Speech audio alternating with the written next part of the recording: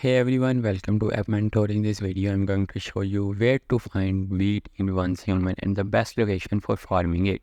So, if I open up my map here, as you can see, I'm in this area beside Dadsville and Citrus County and Dadsville, and there are some farms right here. So, if you go to this area here, you will find, as you can see, wheat here, and there is a lot of wheat here.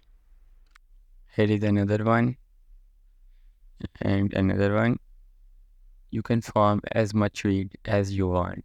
And if you happen to run out of wheat and need more, simply drive back to Dadsville, change the world location to another, and return to this spot, allowing you to gather even more.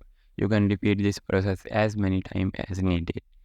So, as you can see, there's plenty of wheat in this area to be collected, and it's easy to farm. I hope this video helped you out, and if it did, please subscribe to the channel and help me out as well. Thanks for watching.